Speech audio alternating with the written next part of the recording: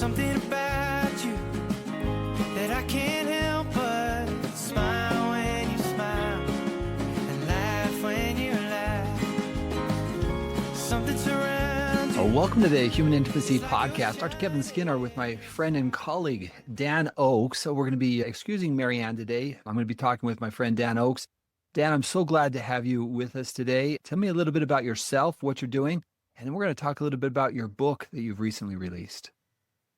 Sure. Well, first, before I introduce myself, Kevin, I want to just tell you what an honor it is to be with you. I've admired you from afar. We've crossed paths a few times, and it's a real honor to be with you on your podcast, to talk about these sensitive issues sometimes. And I'm just excited. So I'm Dan Oakes. I'm a licensed professional counselor in Arizona. I'm the director and founder of a group of wonderful therapists there that we're called the Arizona Family Institute. We specialize in human relationships, in human emotional regulation. Several of us have special training in sexual addiction. We're CSATs, and we do lots of marriage work, lots of counseling around betrayal trauma and men's issues, women's issues. We just have a great team that can serve a family, can serve those human relationships that where human intimacy gets wounded and hurt, and how to heal it. So that's our practice, the Arizona Family Institute. Great work that you guys do. So when I get somebody who needs help in Arizona, I often refer to you guys. So the other thing, Dan presented at our recent Human Intimacy Conference on attachment and addiction. And as I was talking with some of those who were in attendance, they said, this is just a fantastic presentation. So I thought, you know what, let's have Dan back on with us here to the podcast, just to get kind of the word out about something that you've been working on that I too care a lot about, and that is prevention. And Dan, I know that you've worked on a book. Tell us a little bit about the book and its purpose. Yeah. So the purpose of the book is to provide parents with a little bit of guidance in how to talk to their kids about intimacy and sexuality, how to broaden the perspective. It's not just a sex talk, but the name of the book is Confident Conversations.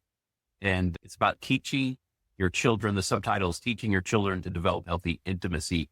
I just have this experience so frequently where my clients will say, well, my parents never said anything, or parents will bring a 15 or 16-year-old boy into the office, and I can tell how uncomfortable they are talking about sexuality, talking about intimacy, and the scope of human emotions around those themes, right? I don't just do it for them. Their role is very sacred as a parent. No kid needs a therapist. Kids need courageous parents willing to talk about scary things, right? And the culture intimidates parents. They're not sure what to say. Is what I'm going to say too religious, and what I'm going to say too liberal? Is it too this or too that? They get very nervous that they're going to step on something or get it wrong, And I think, Dan, that's such an important point from clinical experience. Very rarely have I ever had somebody come to my office and say, oh yeah, my parents were really good at talking with me about sexually related issues. And so they bumble and stumble, and they learn about it in locker rooms, or they learn about it from their peers, or from, the things that they're exposed to. But what they're not getting it from is a relational place where the parents can teach healthy sexuality. And I guess that most parents would like to do that, but they struggle knowing how to do that, kind of as you were referring. They really do. The goal is to demystify it a little bit, to really help them feel like, oh, this is not as scary as I think. Most parents understand sexuality, but they don't know how to mix it and help it connect it to real intimacy and closeness and connection. And that's its primary function and purpose, right? Sometimes we silo it, or parents silo it down to the sex. Like, that sex education is to talk about the sex. Well, it's so much more than it, right? So that's what I'd like to talk about, Dan. I'd love you to kind of expand on that, because I think many times it's like, yeah, we think about it as the act of sex, but what about the other elements that really lead up into a deeper attaching bond? Yeah, absolutely. I think the key is to help parents know, right, that the urges their children have, that they have, those powerful sexual urges have a unique purpose, right? They're designed to signal us and push us to emotional connections. And too often in religious communities and others, those initial urges that humans get, sexual urges, hunger urges, thirst, sleep, these are self-care driven. They're extremely positive. They're designed to take care of us, right? And sometimes we overly attribute negative beliefs to core human urges, right? And so we're trying to make a shift for parents from some kind of negative view of urges into a positive view, that the urge is a positive trait, signaling to their child, signaling to them, signaling to humans, we have those sexual feelings, that we have a need for connection. It's going to keep us out of isolation. So we want to shift the language to positive language. And almost normalizing it, because we know that the natural sexual development, there is curiosity and there is arousal. But if I'm confused by arousal and I think it's a bad thing, Exactly. then what happens is I begin to internalize something like, oh, is there something wrong with me? And so that shift into positive sexual feelings could actually be a game changer for so many people that I've worked with. Right. And in the book, one of the things I talk about there is that when negative belief gets associated with core human urge, it creates a shame structure. And the shame structure, it's the fly in the ointment. It's the poison, right? It's not the porn that's the problem. It's the shame around feeling sexual, right? And so what happens, and we talk about it in the book, is that once I associate that negative view of sexual feelings, then here's what happens. I start to feel sexual. I panic and think I'm bad. And so initially I will restrict, right? Hold back. And therefore, the need that the sexual urge gives me goes unnoticed. Connection need that drives it is unseen, right? And so I will restrict. And then eventually kid will binge. They'll look at porn or masturbate, and then they'll think, oh, I'm bad, right? And so they reinforce that system, and there continues the shame cycle around sexuality. In the book, I talk about hunger works the same way, and it's a better metaphor because people tend not to moralize. Some do, but most don't. If I was raised in a home where I thought that hunger and eating was bad, what would happen? As soon as I got hungry, I would try to restrict eating. Don't eat, right? And what's going to happen to that urge? And it's going to grow for sure. And then eventually I'll eat. When I do, what kind of eating will I do if I've been restricting? I'm going to binge, right? And then what am I going to feel? I'm going to feel horrible about myself, and I'll go right back to restricting. So this binge restrict cycle is the nature of what happens anytime we pair a negative belief with a core human urge. The hunger version of that is what motivates eating disorders. Right. The sexual version of that is what motivates compulsive sexuality. But the shame is the problem. It's not so much the sexuality. We have to de-shame and reconstruct and help understand the basic need for that to make a change. I love that. And I would add to that, when I feel shame, and I like getting into the human body and what happens in the body, because when you feel shame physiologically, your body feels like a threat. And so you're more likely to become anxious. And when you look at the amount of anxiety that many people who struggle with their sexual, how to deal with sex, anxiety is almost always a part of it in some version. Yep. Shame, anxiety mixed together. And all of a sudden you have somebody who's more anxious than maybe they really are anxious, but they feel this anxiety, like something's wrong with me, I don't fit. And that language, that shame-based language is always relational. Right. I don't want to be seen. I don't want connection. I'm afraid of connection, which is exactly the opposite direction of where we're trying to channel the energy. Right. Absolutely. That's exactly the issue. And sometimes it's hard for parents. Parents never learned the positive view of sexuality, even when they were young.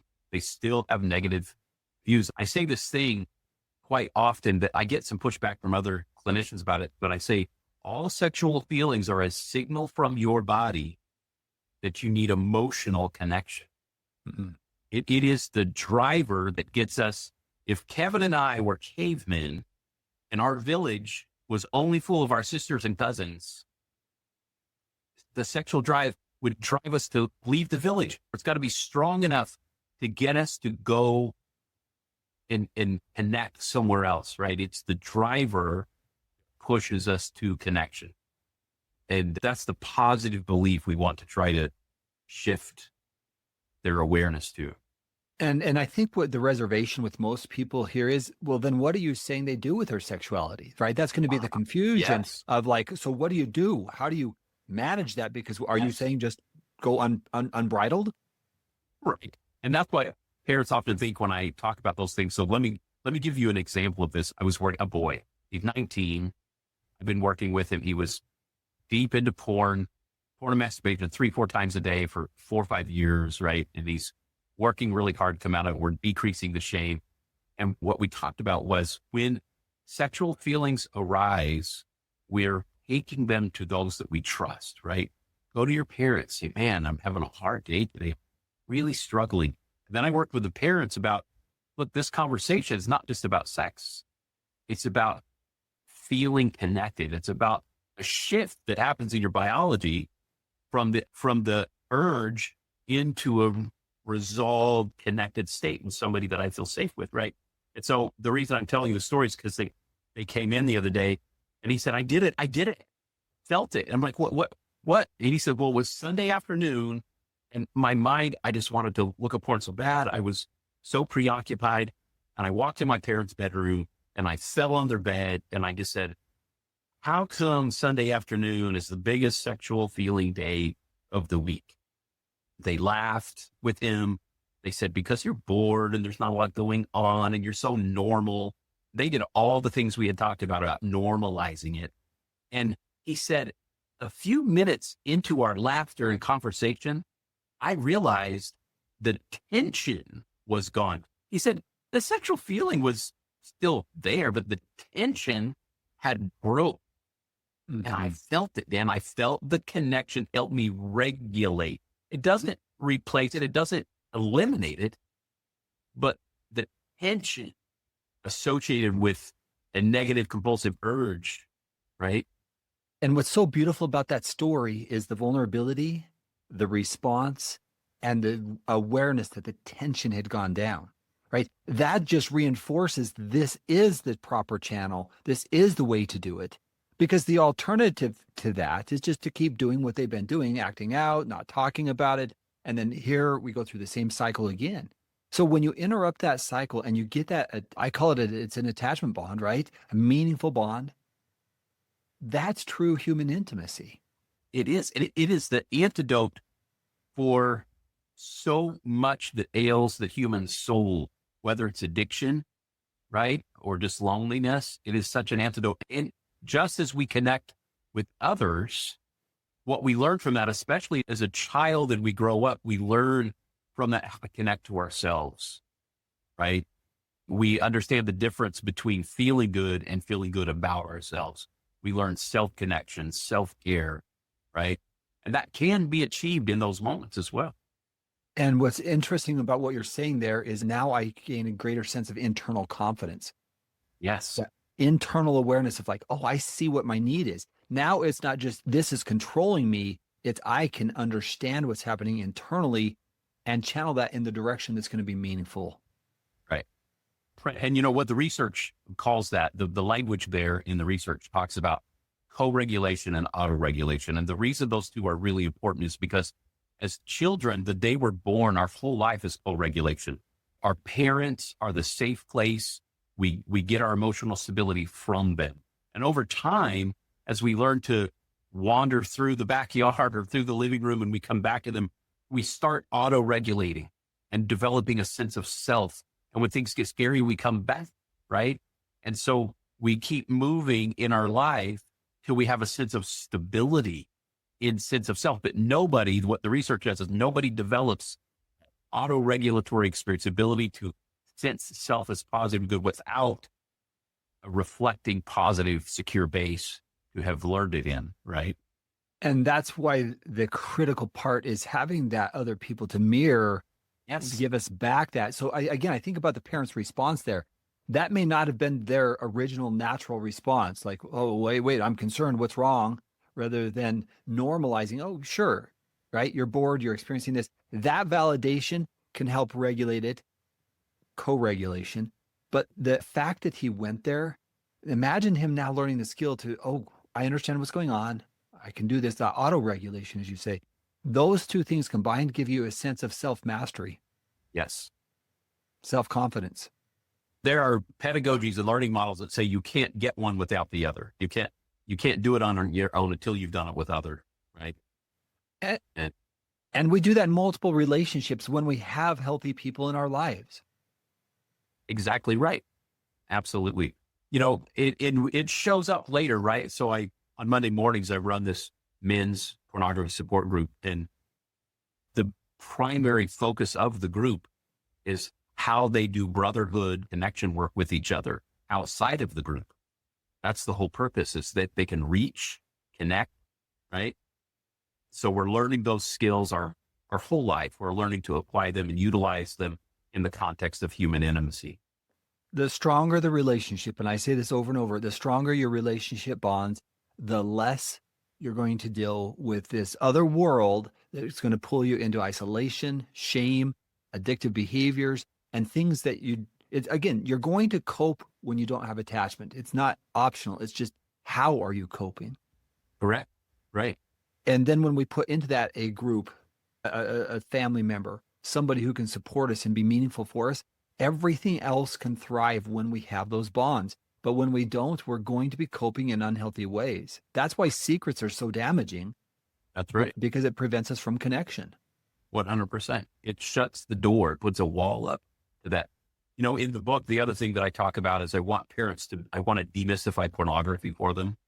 They see it as just this evil force taking their kid away or something, and we talk about porn is made by people, right? People who study and learn how to trap young eyes, adult eyes. And, one of my favorite educational elements there is that the people who make porn studied the work of a guy named Nico Timberg, and I think it was a Dutch biologist who studied what attracted animals to each other. And in the book, I tell them this story about how he was studying butterflies, right? And he was pretty sure that the males were attracted to the female butterfly pattern on the wing.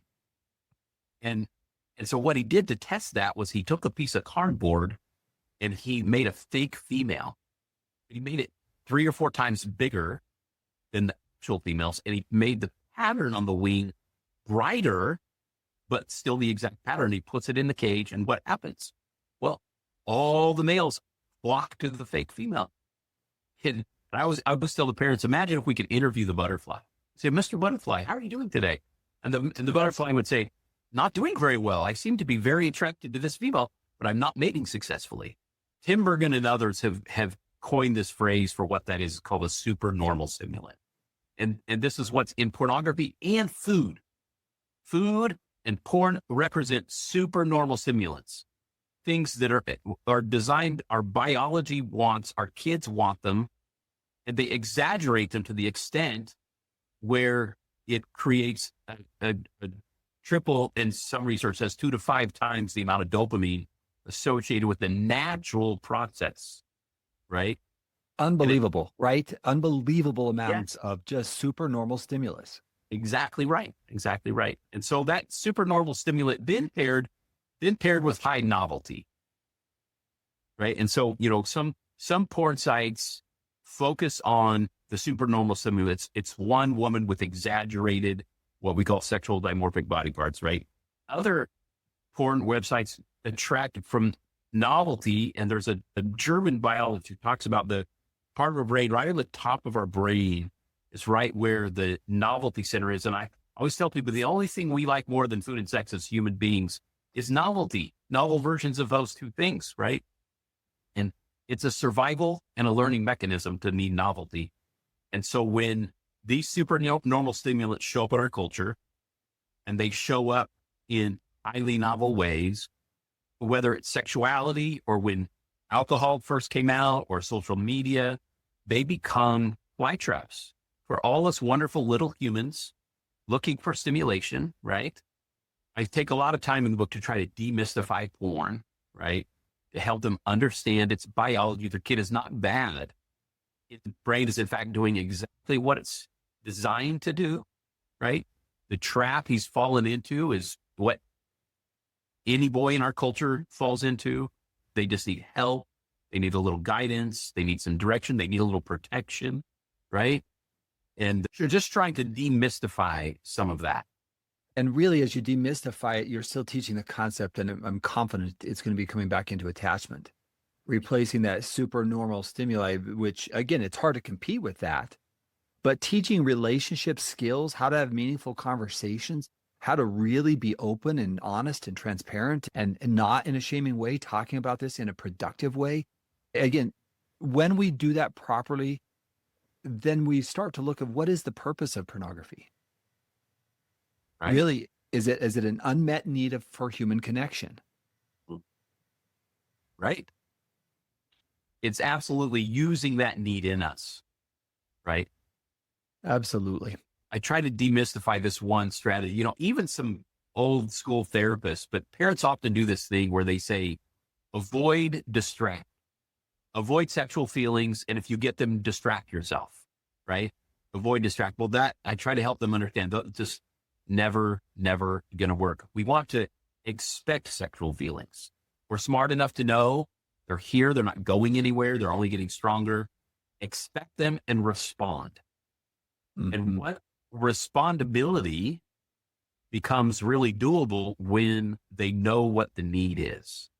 So we drill down on the need, and the need is connection with self, connection with others, and connection with God or a higher power. Or with my atheist clients, it's always the same. It's purpose, a greater purpose, right? They have to connect with something greater. As you say that, it reminds me of many years ago, and I was asking individuals, they were filling out a survey on their pornography use. And this individual, I asked the question about how pornography had influenced their life and if they'd be willing to share with me. And it's just one of those saddest stories. He said, 40 years into my married life, he said, my kids won't talk to me. My wife doesn't want anything to do with me. And it's all because I couldn't get away from this super normal. He didn't say super normal stimulus, but that's it, right? I couldn't get away from this thing that controlled my life. And I've thought so much about that story and that response. And my heart hurts for everybody involved there. We're trying to say early on, like, let's teach and educate early on what we're really looking for. Because if we don't do that, when are we going to eventually wake up and realize, am I living my life, or am I a fly in this trap? Stuck. Exactly. Let me share 5 steps I give in the book for parents. That'd be great. 5 strategies that help them prevent their kid from becoming a sex addict or getting overly exposed to excessive pornography or those kinds of things, whether it's social media or anything. But here are the 5 steps that I point out in the book. Number 1, you've got to build trust above all else. In the early stages of their life, your kid has to know that if they have a problem, they can come to you. That you see them do it. If the chain comes off their bike, they're going to come to you and want you to help them, or are they going to be like, I can't go to dad. He's going to be too angry or busy. But then you've lost them already, right? Right. So this trust you have to build, this is not passive parenting. It's calm parenting. It's the ability, they know you help them. They know that you know things. They know that you care. They know that you will guide, right? And that's the first step, is to build trust. And we start really young, right? And so we build trust above all else. Sue Johnson says, are you there for me in relationships? I think the same concept holds true to what you're saying there. Right. Are you available? Will you be there for me? Absolutely. Does your kid unconsciously, can he predict you will be available? Not just time-wise, but your engagement, as Sue would say, your engagement and respondability, right? Is there trust? Is there a foundation of that? Once you have that, the next part it's a little interesting. I always tell them, you have to protect your home almost in silent ways. Don't broadcast to your kids what they can't do. Just protect them. Shut down the internet. If you're not techie enough to help that, find a friend, find somebody that knows those things and filter your router or do something to make sure at an early age. You know, I can't tell you how many times an adult 35-year-old man who's a full-blown sex addict will say to me, well, my parents bought me it was full-blown internet, and the parents did not realize. They thought it was just music, right? Anyway, and he said, I took that in my room, and when I realized it had the internet on it, they never knew. I spent years, the next 4 years, in my room with that, looking at pornography, right?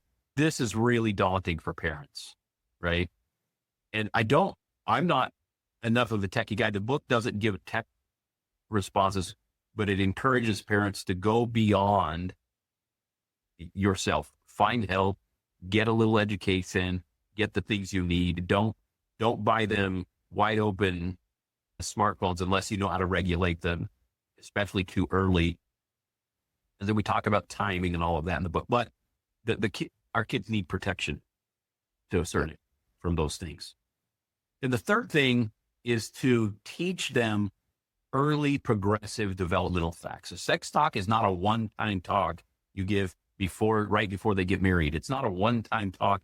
Puberty. At 5, you're doing maybe good touch, bad touch. At 8, with our kids, at 8, we did birds and bees and biology. We want them to know how babies are made, right? And our real reason, we were setting ourselves up as the authority. When you hear stories, you can come right to us. We will tell you anything. We'll talk about anything. And here's the basic facts, right? And then we do pre-puberty talks. We talk about what's happening in their body. And so in the book, we just spell out that it's not a one-time talk. We teach early, we teach progressively, we teach developmental facts, and we teach it calmly, right? And what that does is when they hear slang, when they hear it in the locker room or they hear it in their peer conversations, they're like, I understand. I already know this, right? It's not taboo. Right. It's not a secret. It's out there. And my parents are comfortable talking with me about it. Yes, absolutely. 100%. I'll never forget our youngest. When she was 8, we thought, she's not quite ready. We're going to wait on this one.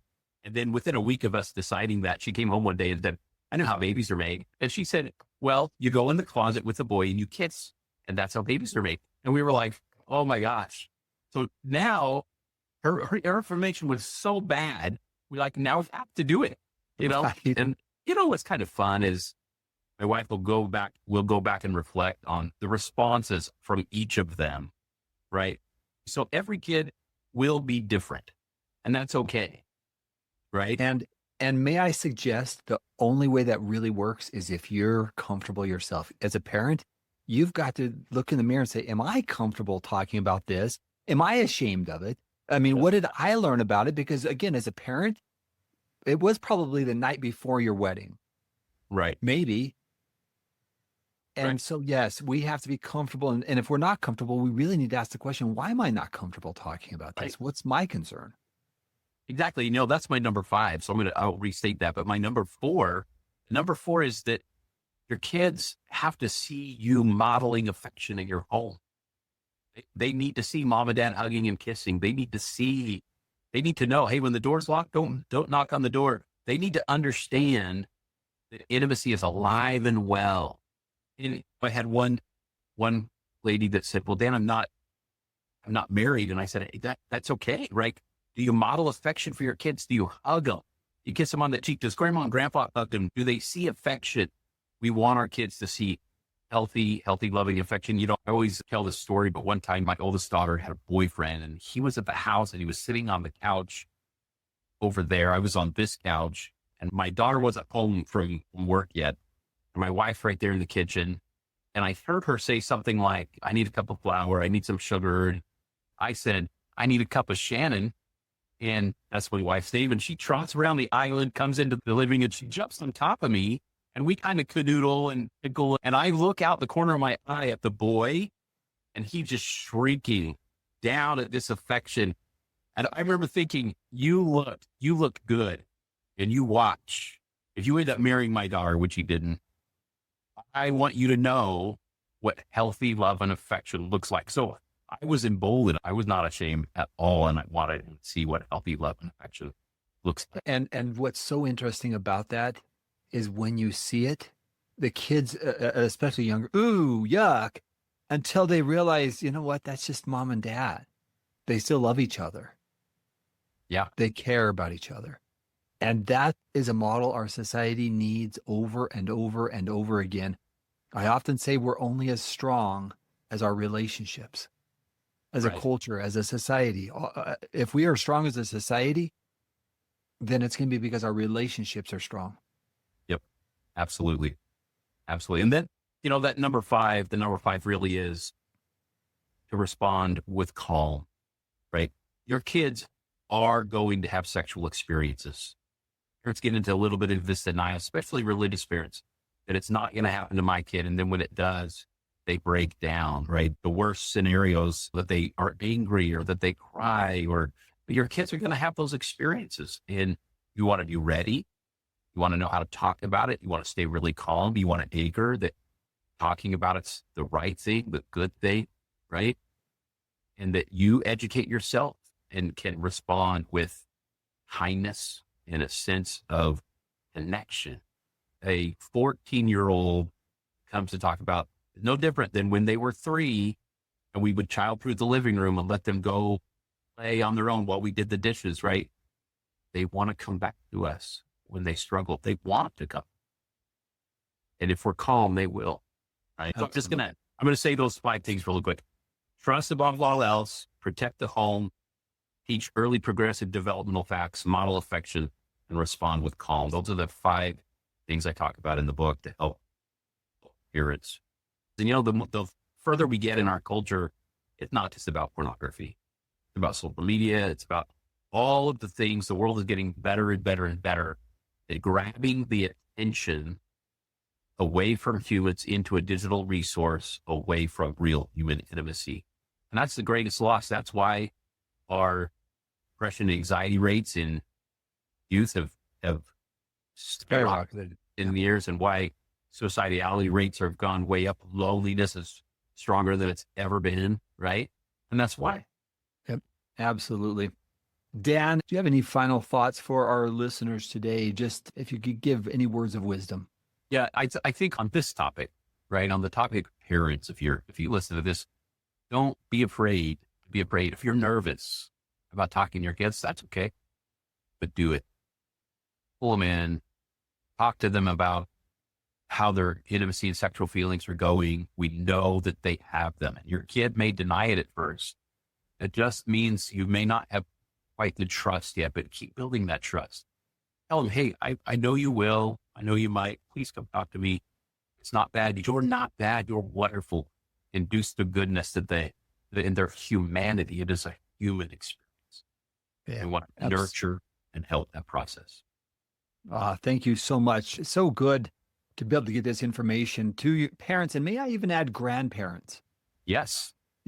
Take this podcast, share it, because we need a culture that's educated and understands ourselves sexually in the right ways, in the healthy ways.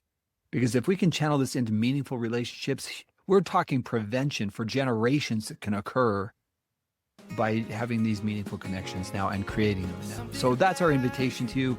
Dan, thank you so much for joining us today. My pleasure. Honored to be here.